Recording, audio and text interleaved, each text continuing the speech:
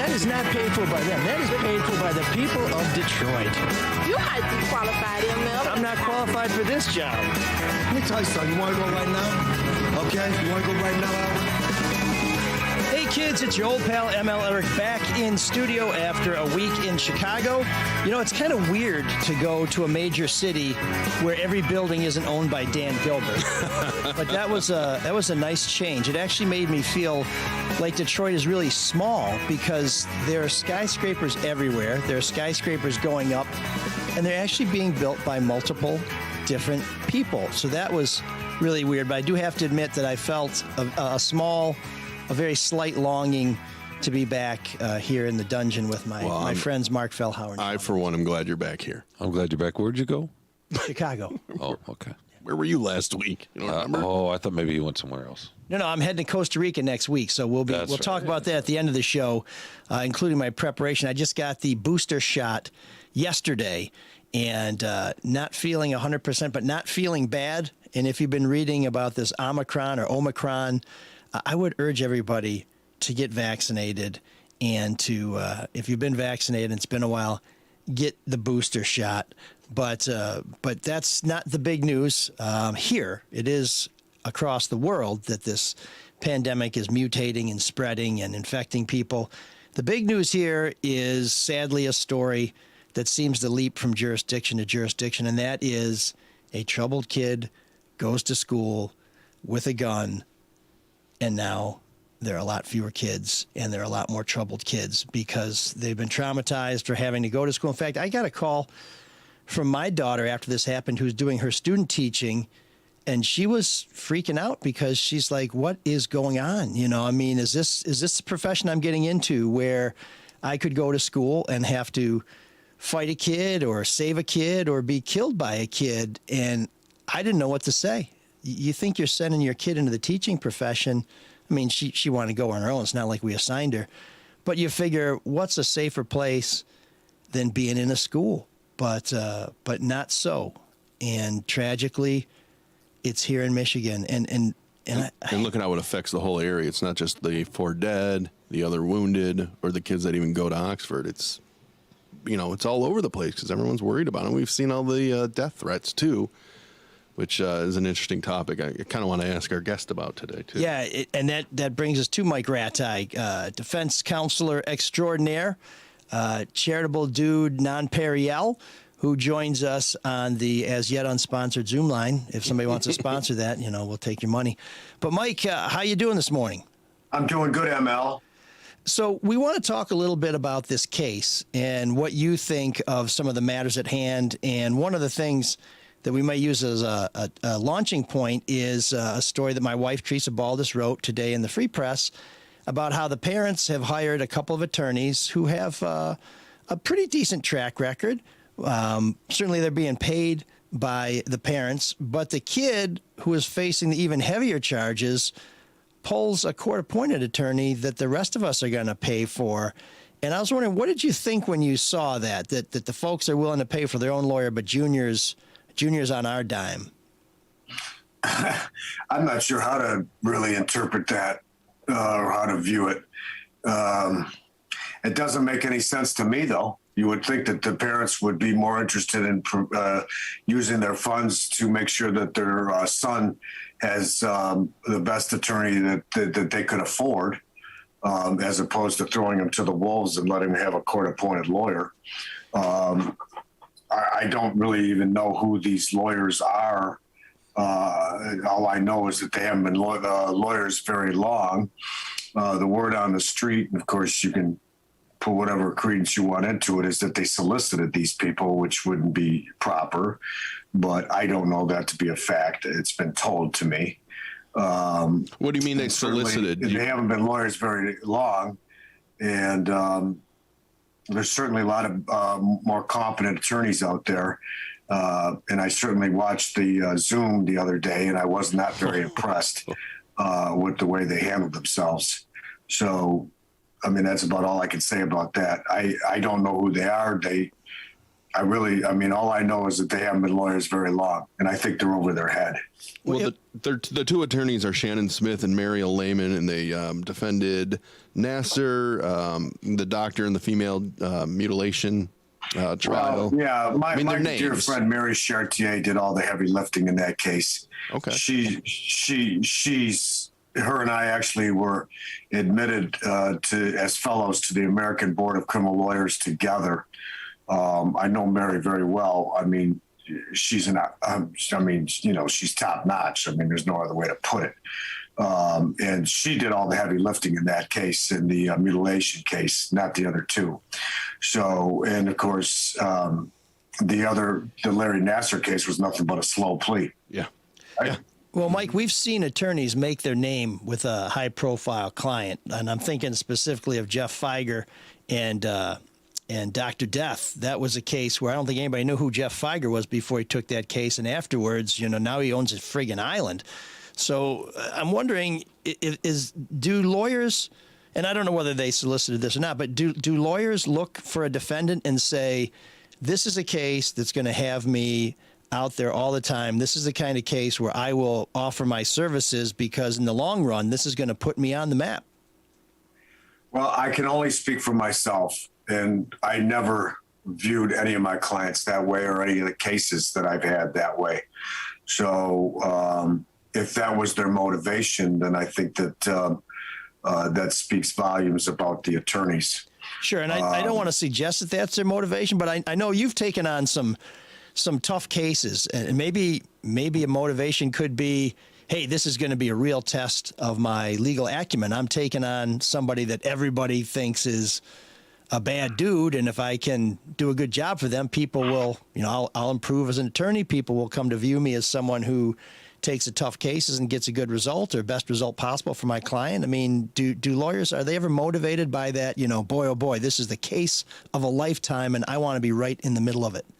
Well, again, I'm only going to speak for myself. I've never looked at it that way. I've been fortunate, where cases have landed in my lap. I didn't seek them out. And so, our job is to represent the accused. Okay. And, I've never solicited a client. I never went out and said, oh, this is the case that's going to put me on the map. The cases have fallen in my lap. I've been fortunate to have a number of high profile cases in my career and work with other phenomenal lawyers. And it just, I guess it's just the cards that have been dealt to me. But I certainly I've never looked at a case and said, well, this is going to make my career. Because you're only as good as your last case. And just like in hockey, ML, you're only as good as your last shift. So my last shift is never very good, so I'm sorry to hear that. So what can I tell you, bro? I was hoping there's a magic bullet out there, some cream or something. Right on. But no, it's like, what can I tell you? I mean, I can only speak for myself. I've never looked at it that way. Well, let's assume that these two lawyers, they're high profile. Let's assume they're good. Could it I don't be know how you can be good when you've been out for 5 or 6 years? I mean, how many trials do they actually have under their belt? Sure. But what I don't know them. Yeah. And so it'd be unfair for me to comment other than the fact that they're awfully young to be handling a case like this. And I personally think they're over their head. And there's certainly a lot of more accomplished lawyers out there that could be handling this case. But to the original point, why are they spending money on themselves and not using those funds for their boy? Could it be because their charges might be easier to beat? Well, I mean, it could be a lot of reasons. That's a really good question, but I have no idea how to answer that because you're asking me to get into somebody's head. So, Mike, can you explain to us how the court-appointed attorney system works? I know at the federal level, you can make yourself available and at a reduced rate, and you look at some of the folks who are available for court appointment, folks like, I believe yourself, right? And Jim Thomas and some other top-notch attorneys. The federal panel is a different ballgame than in the state court system. In the federal system, to be on the federal panel, You have to have had so many federal trials. You have to have people on the panel vouch for you. There's a vetting process, I guess. In state court, there's no vetting process. You have to handle capital cases, I guess. I've never taken state court appointments, just for the record, not even in Wayne County.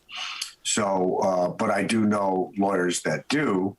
And in order to handle capital cases, you have had to have been on taking court-appointed cases for a long time. And, like there's great lawyers like Gabby Silver and David Cripps and Ben Gonick and Maria Manarino in Wayne County that take court. I'm trying to think out in Oakland County. I think that my friends Jerry Sabota and Mitch Rabbitt were taking appointments out there. They're phenomenal lawyers. Okay, so you can still get a very high-quality attorney who's court-appointed at the state level. It's not just rock stars on the bench in the Fed courts. You can. It's hit or miss, in my opinion. You can get a really a competent attorney at the state court level, but there's not a vetting process per se. What would Mike? What would be the goal with the kid if you're the lawyer? I mean, when you have incontrovertible evidence that party's guilty. Yeah, I mean, we call it damage control. Yeah. That's all it is. Now, is the kid competent? I'm sure there's going to be some kind of forensic evaluation done, I would imagine. Is he going to, I mean, who knows? I mean, is he going to point the finger at his parents and say that they put all this craziness in my head? I guess they're Trumpers. That's what I've read. Who the hell knows? But, you have to be involved in the case to really figure out what moves you're going to make. And I'm certainly, I'm up in the bleachers up in right field. It's hard for me to render an opinion about how you're going to defend this kid. But certainly there's moves that you can make. And I'm sure that the lawyer is going to, look, our job is to make sure that that person's constitutional rights are protected.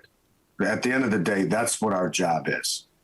And so I'm sure whoever's going to be representing this boy is going to do everything that they can to make sure that all of his constitutional rights are protected. And at the end of the day, you may still be in the same spot that we are today. He's guilty, and it's unfortunate that the kid's life is over before it even got started. And of course, the same can be said for the victims. Mm-hmm. So it's unfortunate all the way around. It's a sad story, but this is not anything new. Okay, we've been seeing this since Columbine. Okay, mm-hmm. And there's been nothing done. Okay, I mean, if we want to get political for a minute. The Democrats have tried to introduce sensible gun control in this country. The Republicans have blocked it at every turn.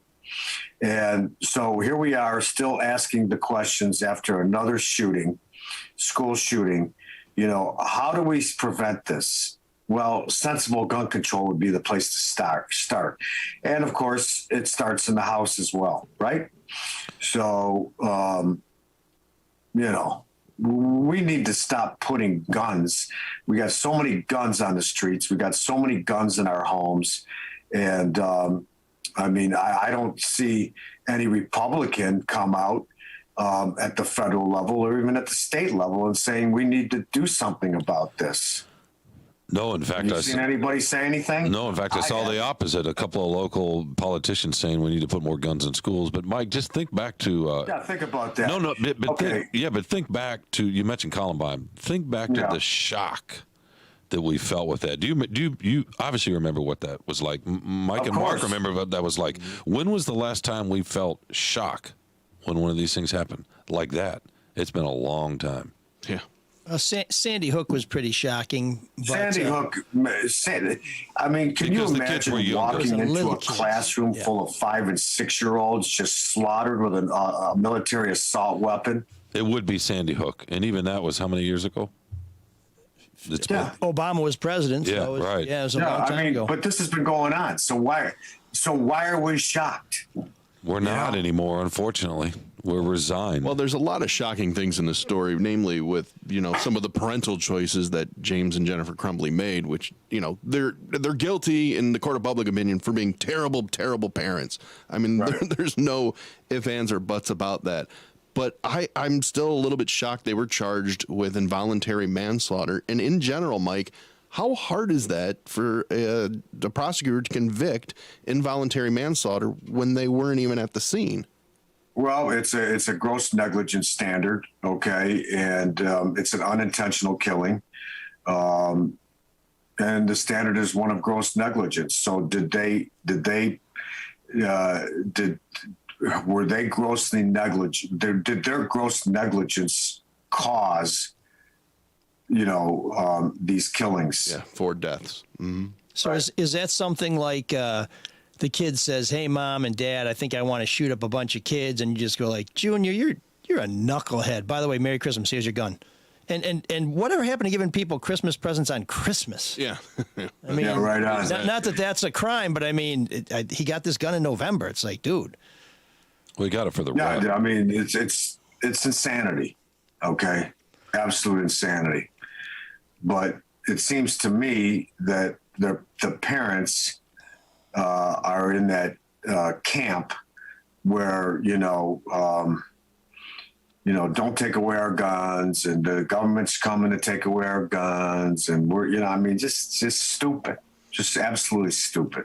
Now, can some of their other parenting decisions, namely with, I know James had another kid down in Florida and didn't seem to really do much with that kid. Does that play into like this involuntary manslaughter, just being a bad parent? Well, no, I mean, that would be completely irrelevant, in my opinion, as to this situation, this case. So what, he was a bad parent to his other child. I mean, to me, it has no relevance whatsoever.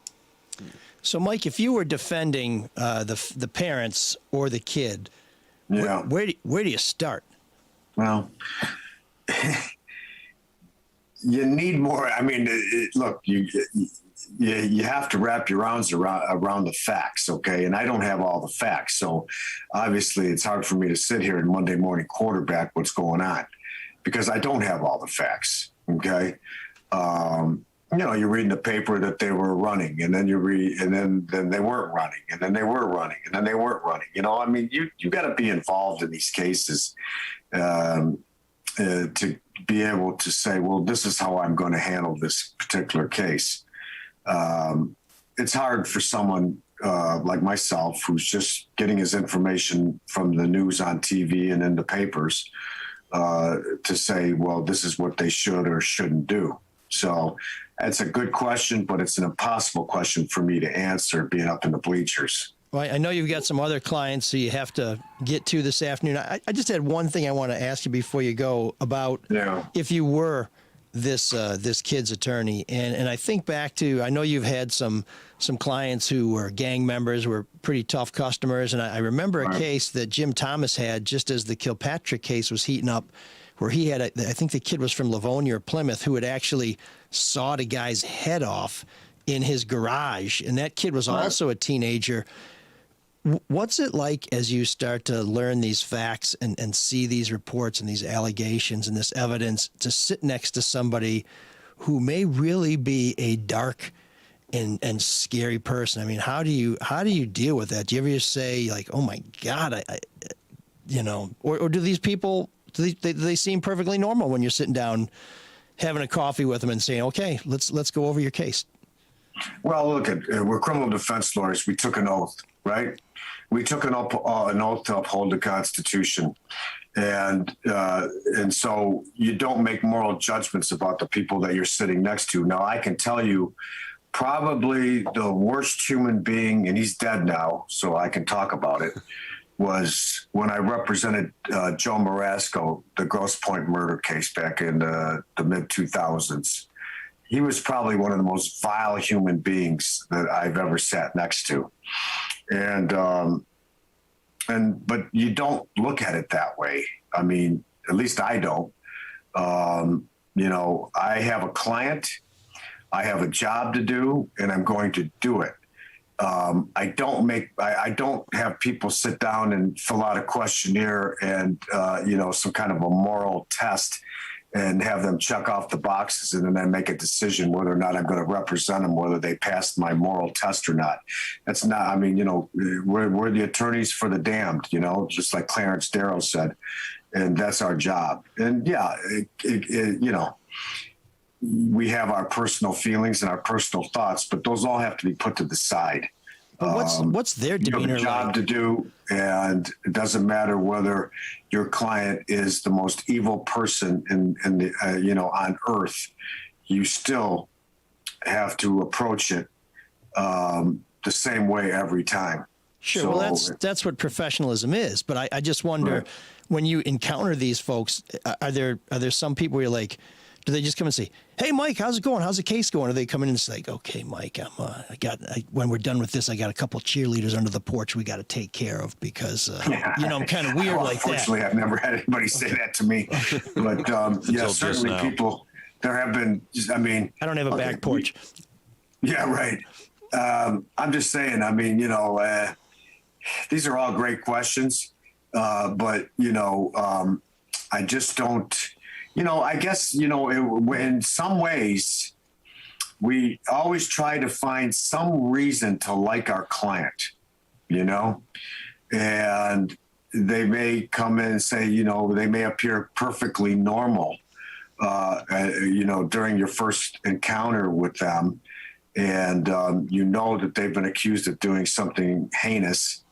But I think that most good lawyers will try to find some reason to like their client, where everybody else just doesn't see that. And you get to know these people, and sometimes you have empathy for them. Maybe they grew up and they had a bad hand dealt to them when they were young. Who knows? I mean, it just runs the gamut. There's no way to, paint the entire practice of law, criminal law, with a broad brush. But I guess the bottom line is I just don't make moral judgments about my clients. I have a job to do, and I do it. And by protecting the worst of the worst, you're really protecting everybody else from governmental tyranny, from kangaroo courts. When we represent the worst of the worst, we're actually protecting everybody, to make sure that everybody gets due process, to make sure everybody's constitutional rights are protected. And that's one of the reasons we don't convict people in the press. We convict them in the courtroom. And so I don't know if that answers your question or not, but it's not an easy question to answer. But all I can tell you is that I don't make moral judgments about my clients, and I've represented plenty of bad people in my day. And I always try to find a reason to humanize them. And they are human beings, no matter what they've done. And they live in the United States, and they are entitled to a presumption of innocence, and they are entitled to all the constitutional rights that are set forth in the Bill of Rights and in the Constitution. And it's our job to make sure that they're afforded their rights. And a lot of times you may not have any moves to make. And so, like I said, some cases are damage control cases. There's no moves. And you're just, you're trying to figure out a way to minimize your damages or their exposure. But it's certainly not a business for the faint of heart. That's for sure. Yeah. No, well, we appreciate the fact that everybody gets a good defense. And I'll tell you, when the Kilpatrick trial was going on, Ferguson and Victor Mercado and a couple other folks, I was glad that the folks facing those charges had some of the best attorneys in the city. First of all, because everybody's entitled to defense, and it was a tough case. But second of all, because if you have the best defense that money can buy or that you can find, and you're still convicted, it gives people a sense that, then this was a fair outcome, that these guys didn't get some schlock who went in there, didn't get was Slamica or one of these other nitwits who lose their bar card because they basically go in there and say, "Pay me my retainer," and then go to sleep. So yeah. Yeah, I mean, and not to cut you off, ML, but I mean, I mean, all you have to do is go on death row in this country. Right. Okay. And you'll see so many guys that are sitting on death row that had lawyers that basically fell asleep during the trial. And now they end up on death row. Right. So it is important to have a lawyer that's going to, give 100% and do everything they can to represent their client and make sure that their constitutional rights are being protected. And unfortunately, in this country, that doesn't happen all the time.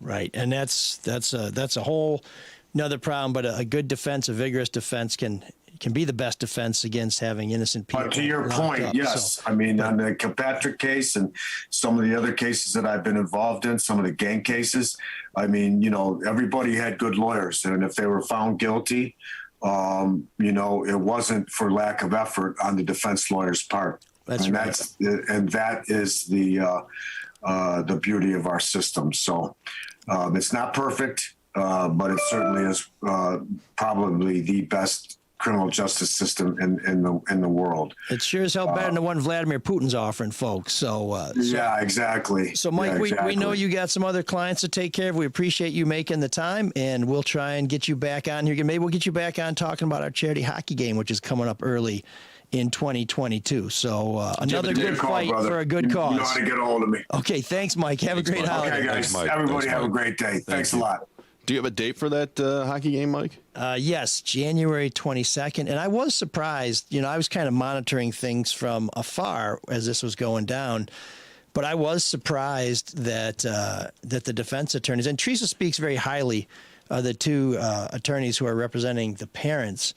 But I was surprised that we didn't see some of these names that we typically see with big cases. A Mike Rattay, a Gerald Evelyn, a Jim Thomas, a Bill Swore. These are the kind of folks I thought we would be hearing from as this case progressed, and that just didn't happen. So I don't know. Maybe there's some young attorneys who are going to make their bones here, and they're going to be the next wave of great defenders. But it is weird to see Junior kind of hanging out there with whatever he can get, and mom and dad saying, "Oh, hey, For the general public, it is just so frustrating because you want these people punished. I mean, they're bad people.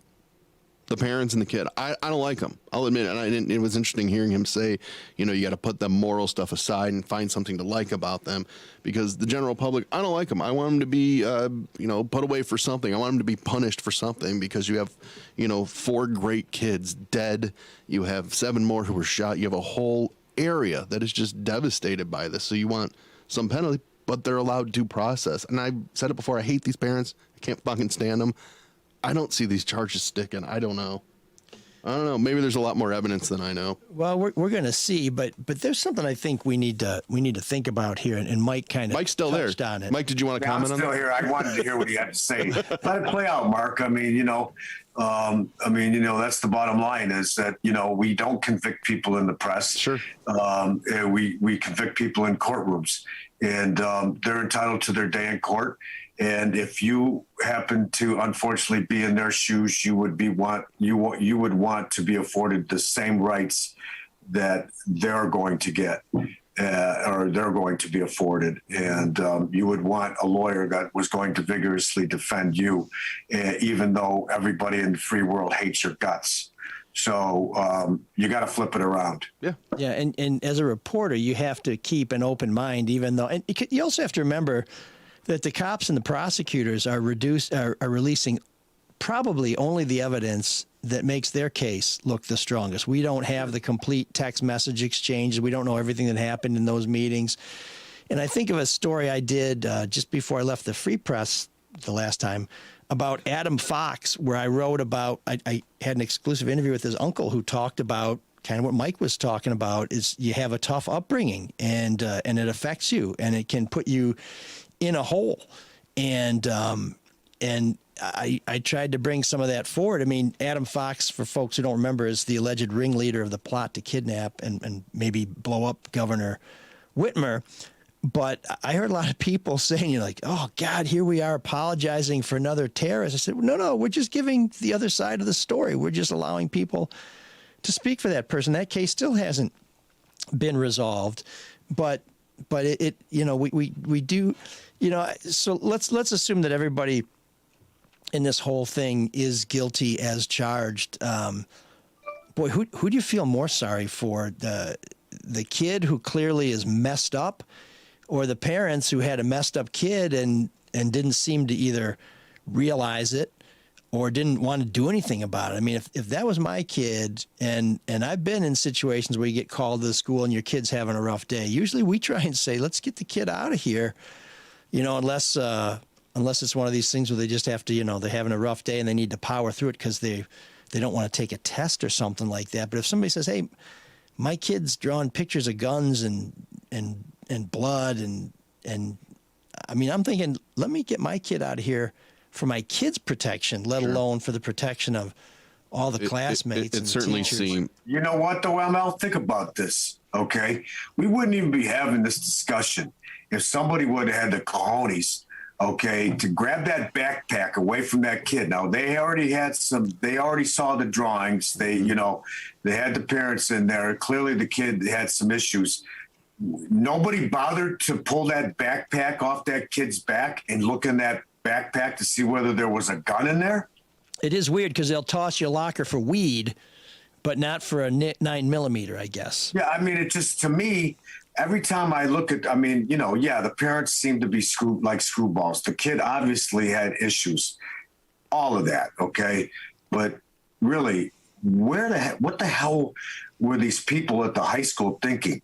All you had to do was grab the kid's backpack and look inside and find the 9mm, and it's all over, right? Mm-hmm. It's over. Do you think they'll be charged? Someone involved with the school? I mean, criminally. What's that? Who knows? Yeah. I mean, you know, that's going to be up to Karen McDonald, you know, and that, to me, that would be a tougher road to hoe in terms of criminal charges. But just, you know, we're just a bunch of people here talking.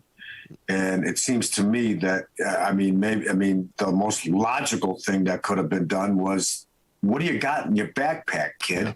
Yep. Open it up. Yeah, I guess you just would, they would assume that this kid wouldn't have a gun, but the two people that knew that he had access to a gun in some shape or form are the parents who were there.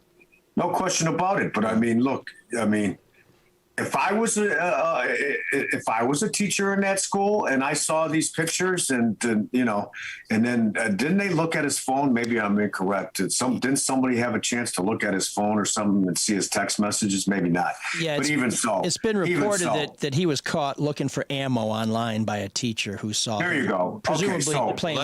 That's why they had one of the reasons they had the meeting. So you got that fact, and then you have a teacher seeing these. You know, these drawings, and nobody had the common sense to just peek in the kid's backpack to see whether he had a gun or his locker.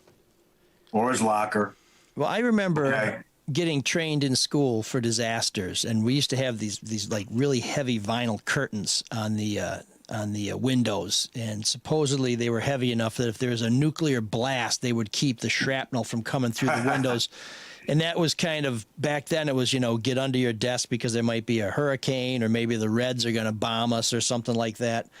Now kids take training about what to do if there's an active shooter in their school. And when I was at Fox 2, we had the Oakland County Sheriff's deputies come and provide that training to our staff, because people do get kind of nutty around media outlets.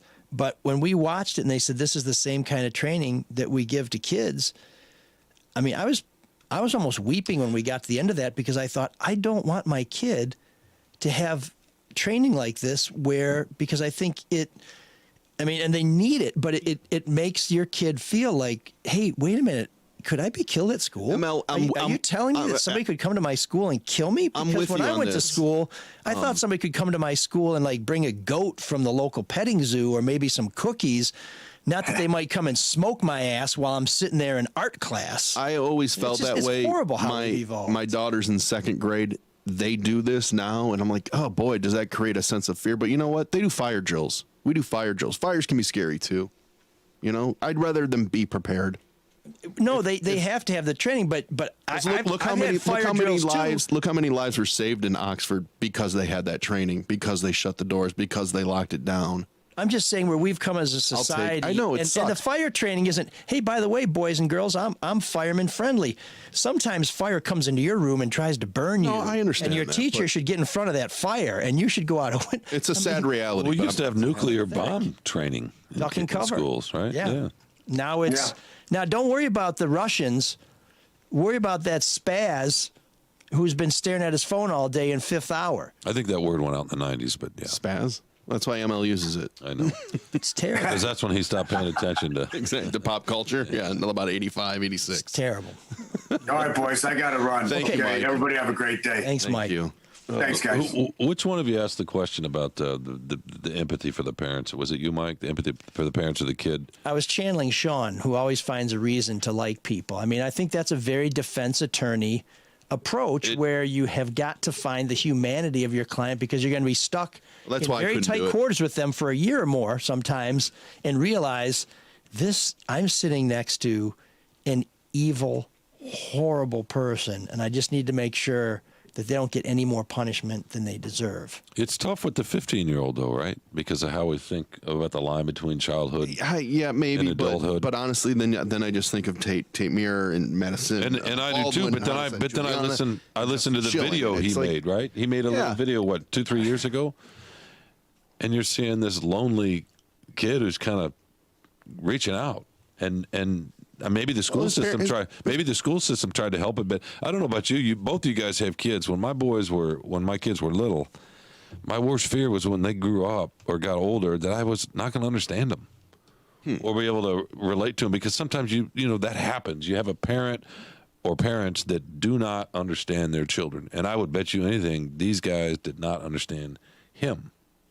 Maybe, but they didn't. I don't think they really tried. I don't think they really wanted to. There was a story over the week, and the Free Press did a big story about when the parents were in custody. One of the things that was kind of buried deep in the story was the neighbors telling they used to live in Lake Orion, and the neighbors said, "Hey, he was 9. Ethan Crumbley was 9, and he would come over because the parents were out and left him home alone, no phone, no nothing. They just went out to the bar." I mean, I don't think they wanted to know their kid. I don't think I don't think they cared about him. That's at all. probably true. I'm not And you saying know what? they didn't. Legally, you don't have to care about your kids. I'm right? not saying But that's it's wrong. But then in some of the other school shootings where we don't talk about the parents like we did this one, right? Because there hadn't been the meeting and then the shooting, an hour and a half later or 2 hours later, Sure. whatever it was. We've never had that juxtaposition before. And that's really brought the parents into the forefront in a way that I don't recall. Well, I got to tell you though, Parkland and Nicholas Cruz. I mean, there were plenty of warnings too there where the adoptive parents. There were, and then He had a key to the gun lock, and there was a it's just- relative The involved. mom with in Sandy the Hook, Sandy probably Hook should have been charged if these parents are going to be charged. And there was a movie, was it made with Tilda Swinton? I'm not remember who the dad was, and they had a kid who did this, and it was sort of from their perspective. It was a really brutal movie. Yeah, and I don't remember the name. It's been the last 6-7 years, but just kind of looking at that and what that might be like if you don't see that coming. You know, it's funny. Maybe I'm just not there yet because I just think of the parents of the victims, and it's, that's far worse. I'm not talking about. For I know. I'm these not comparing parents in them. I particular, understand but that. just, But yeah. I don't know. Very little sympathy. To me, I liken it to a little bit to suicide. You can be right there with your child And not know. Well, that's or not be able to, or know and try to get them help, and then still not be able to stop it. Well, and we have way far to go to figure out what happened here. But the difference between a kid who's contemplating hurting themselves and you not knowing it because maybe the kid's not communicative or you're caught up in your career and trying to pay the bills and all that other stuff. We have multiple kids and it's tough to keep track of all of them. There's all kinds of ways that happens. But or sometimes their medication changes and then that can have an unexpected personality swing on a kid that no one expects, not even the doctors. That's different from having a kid who says, I have these feelings, and your response is, Merry Christmas, Junior. Here's a Sig Sauer. Now, I'm not saying that's what happened here. That's kind of what's been reported. Different. That's we what's need to different. find that out. But if your kid says, boy, Mom and Dad, I've really been thinking I'm unhappy, and I would like to drive through the homecoming parade at top speed in our pickup truck, and you say, Junior, here's the keys to the truck. If that's what happened here, let the rhythm hit him. Let him take the full weight of this, because really, Well, then it's case closed if he was ever thinking about that. But I mean, the parents were told that he needs counseling. And the mom said, "Don't get caught," right? Wasn't that? Yeah, LOL. Next time, don't get caught. Which I got to say, if I had a kid who was searching for something during school and they weren't supposed to be, regardless of what they were searching for, I'd be livid. well, this is all It was part. there's an sorry, Mike. There's an anti-authoritarianism with these parents, right? And they were It trying seems to to be, teach yeah. their kids, their son, that. Yeah, screw the man. Hey, believe me, nobody believes in screwing the man more than I do, but smoking everybody in your homeroom is different from challenging authority. And I think at some point, I mean, I don't know, kids are such a mess these days, but if you know your kid is a danger, let's just look at it this way. Your kid's a danger to himself. Yeah. Do you want to have that gun in the house? And Kids- I'm not saying that we shouldn't have guns in our home. I don't have one in my home. You come in my house, I'll kick your ass. I don't need anything. But if you're going to have that gun, can you have it locked? Can you have it in a safe? I mean, there's thumbprint safes you can put right next to your bed. That's what If you're reasonable. worried about That's being what able to get to reasonable your people gap. do. Some kids have had. I mean, on some level, kids have always been a mess, right? It's part of it. It's like saying that we're the only one. The Americans are the only one that struggle with mental illness, because that's one of the arguments you hear so often. Well, we need to have better treatment. We need to have more facilities. We need to spot the signs earlier. Well, every country on the planet has citizens who suffer from mental illness, but they don't have these issues. So what's the difference? Before we move on to something fun, I do want to point out regarding Oxford High in the school, because there's a lot of anger towards them. I think the two teachers that made it aware, that he's searching for ammo, or the one teacher that took a picture of the drawing that Ethan made before he, crossed everything out so he couldn't be caught, which shows a little intent there. Like, he's smart enough to do that. I think that's very heads up, and I don't know what kind of training a teacher gets, but some teachers could have gone, "Oh, what a stupid drawing." I'm sure they get training. But good for those two teachers to move it up the system, to elevate it up sure. the system. I just wish, and obviously with hindsight it's a lot easier, that the counselor, or I don't know what kind of counselor they were, that they didn't elevate it another level when the parents wouldn't take them home. And now we have 4 dead and 7 others shot, and Just awful. On the bright side, yeah, segue out of that. yeah, they inspired the Lions to win. I mean, that was a little. I was like, oh, the Lions are winning for the kids in Oxford. I'm like, what? Just keep this crap. Same thing happened in Michigan. Yeah, I didn't like it there either. The To 42. really- yeah, I mean, it's I like the patch and honoring them. that I'm fine with. Yeah. That I'm fine. Now, I just I mean, the parents were at that game, by the way, and they went out for the toss. it seemed a little weird to me too. I would have been at home, but I'm not. Listen, I'm not here to judge somebody who's Sure. dealing. It's with a grief welcome in distraction, their I would own think. way. I would, Yeah. I would think so. But I don't know if I'd want to be on national TV. I mean, I didn't have to wouldn't want to be speak. on national TV now. Well, so. to them, they're going out and they're honoring their son in a way they never would otherwise, Oh, right? I got no problem with that.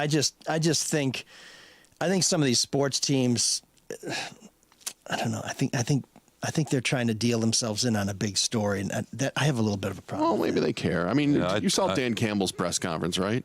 I did not. Oh, you did. You saw it, right? Did, yeah. I mean, that was. I felt that was incredibly genuine.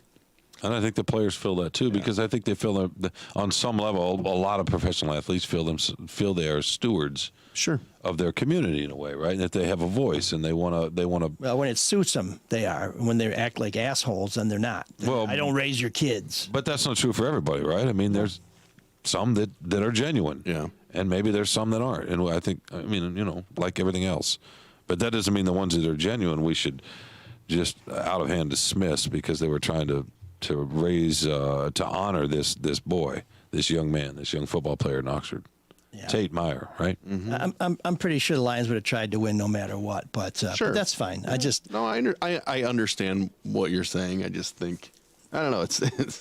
It's tough. there's all kinds of people who try and get a toehold on these big stories and these big situations, and to me, There are some people that capitalize Yeah, on I- it. Like we're doing on the podcast, huh?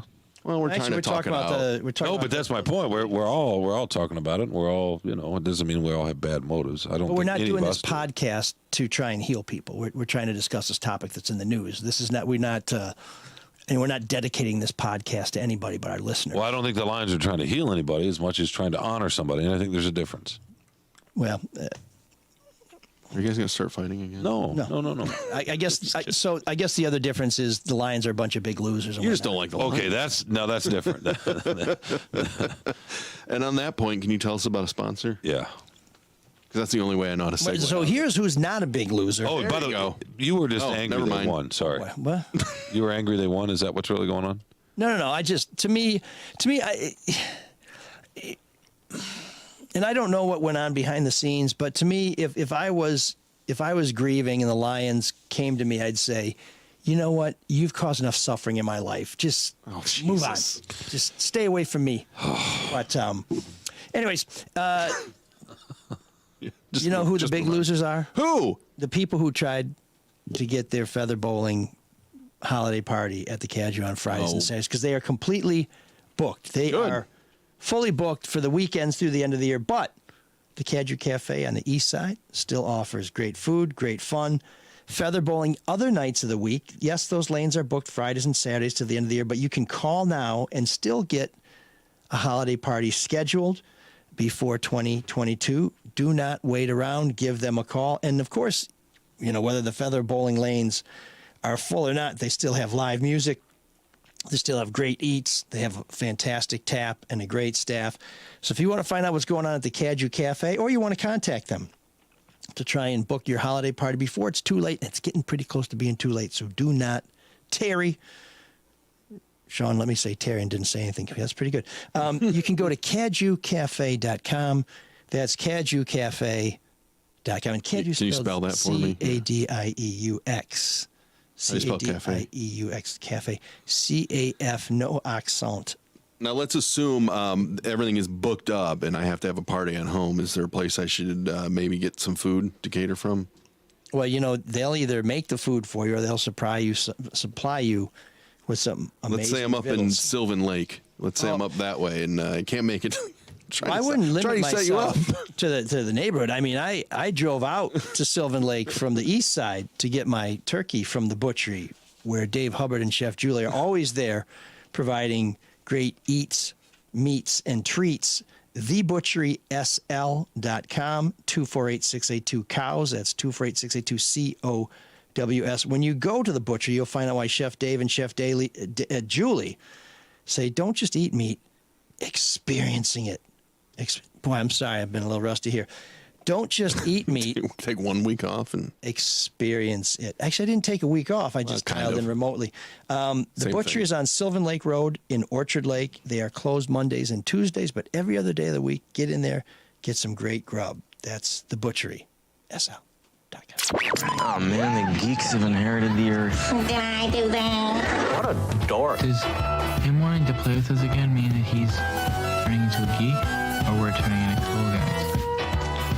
So this is just what I was afraid of. what? Your, not my, Michigan Wolverines actually put together a decent season, and all of a sudden, Decent. Big Blue, A playoff season. they got beat by the Spartans. Big Blue Still in the playoffs. is the best team ever, and every player is the best player ever. And so my Geek of the Week are the Heisman voters. Listen to this. I want to read you this stat line.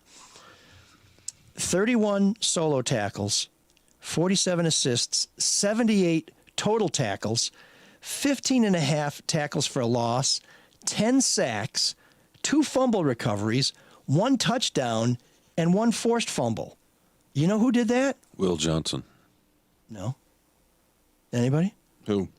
Kenny Willekes, who was not even mentioned in the Heisman, who played for a far inferior team Well, than Hutchinson, what who I would had. say is hold on a that second just- now. that Hold on a just second. shows we need Hutchinson better, had 20 fewer tackles, had the same number of tackles for loss, had 3 more sacks, had 1 fewer fumble recovery, had 1 less touchdown, and did force one additional fumble. And all of a sudden, he's one of the top 4 players.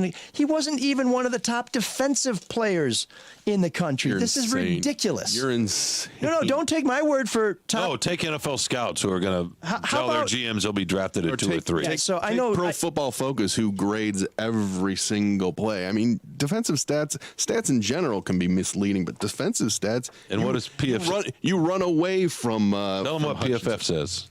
Well, he's the number 1 player. Yeah, that he's put one of the best rush performances. I watched. So then why was Will Anderson given the Nagurski Award as the top defender in the country? That's the It's the Nagurski people. Yeah, I don't That's know. the top, but I gotta tell your you, boy Hutchinson wasn't even one of the top 3. I was telling Sean this before the show. There's only 3 or 4 guys that I would watch on defense in all the times I've been watching Michigan football where I don't watch the ball, I watch the defense. Aiden's one of them, Woodson's another, Jabril Peppers, and oh my God, I'm Peppers trying to was blank. awesome. Huh? Ajabo, also pretty good. Devin Hutchinson Bush. has the help of Ajabo. Defensive end. Why am I Woodley? Lamar Woodley. Oh, Woodley. But I would just sit and watch that position. His and not arms the are ball. bigger than his legs. It's amazing. People can complain about him being in the Heisman or not being in the being Should a not be a finalist. Heisman finalist. Not over K9. No way. Oh, that's what this is about. No way. No way. Oh, so you think Absolutely you think Kenneth Walker's being blocked out by Aiden Hutchinson? That's what it is? No, I'm just saying Aiden Hutchinson does not deserve to be a Heisman finalist, and certainly he doesn't deserve to be a Heisman finalist more than my man Why? number 9 I mean, in the backfield there for Michigan State because sounds a little bitter. no, but this is something that Spartan fans have been talking for. Willick's numbers are far better than Hutchinson's numbers. It's not just numbers, though. You know that.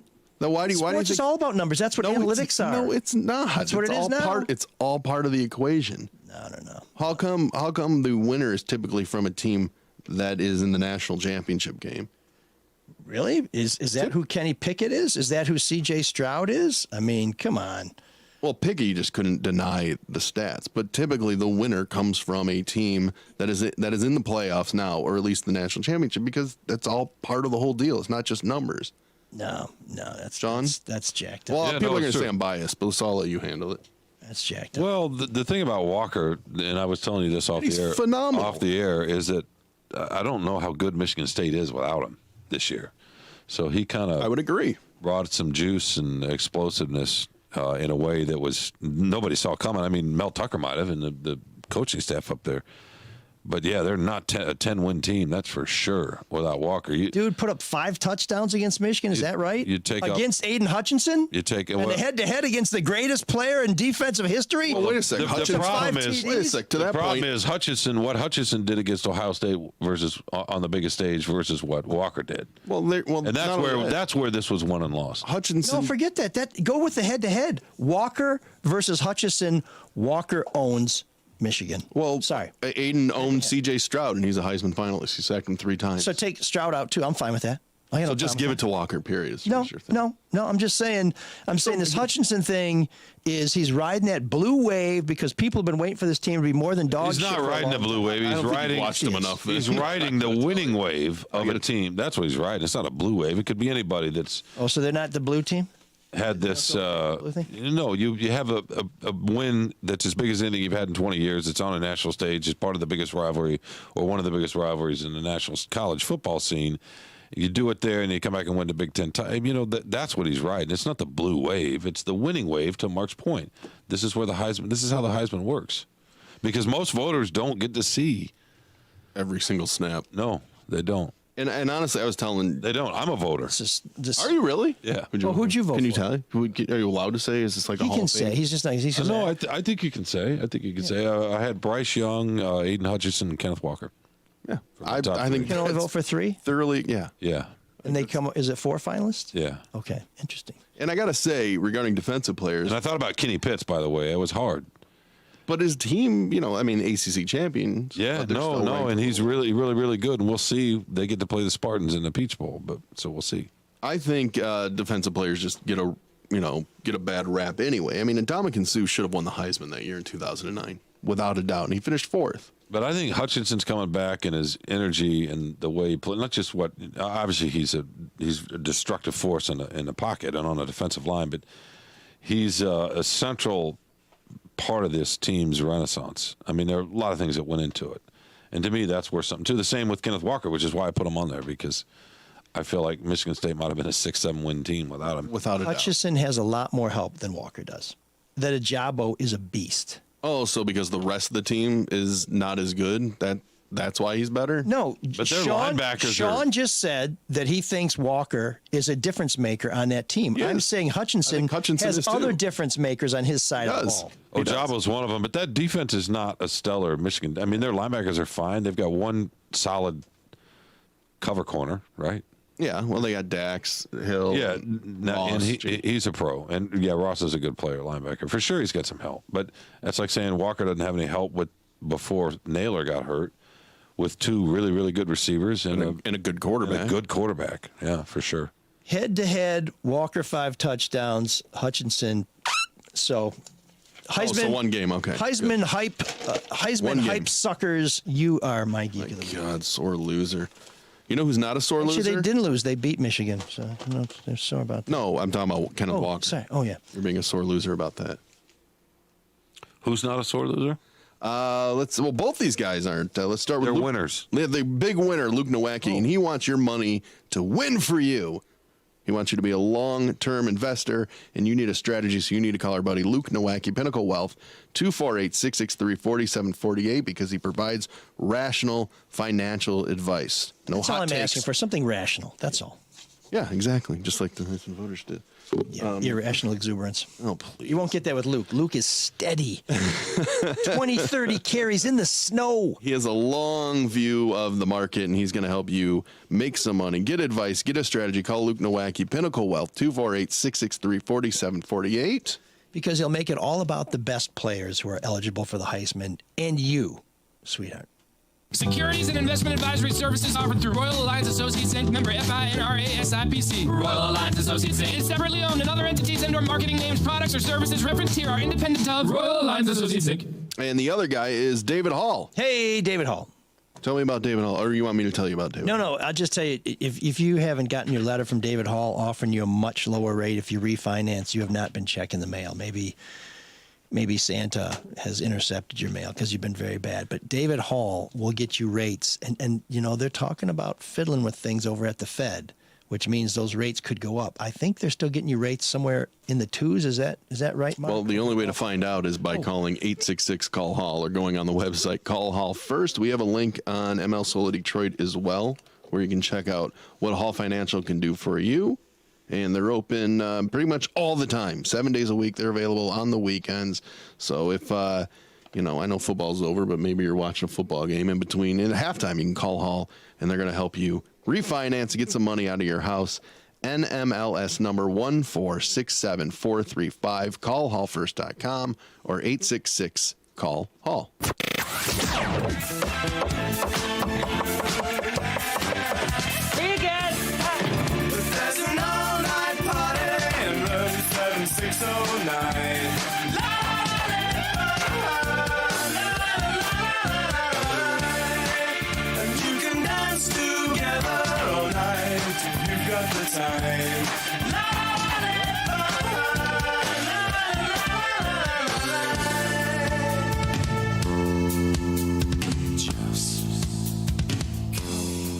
So if you missed Ashes to Ashes, which is a great English procedural, it's sort of time-bending, turning the whole cop procedural premise on its head, you are missing some of the greatest new wave music that you will ever hear as a music bed or in the background of any TV show ever. And so for December, we are highlighting songs that you may have picked up as you listen to that show. And this week, we bring you Club Country by the Associates. And even if you guys don't like this, you're going to be surprised to hear who loves the Associates. That's a good tease. Oh, yeah.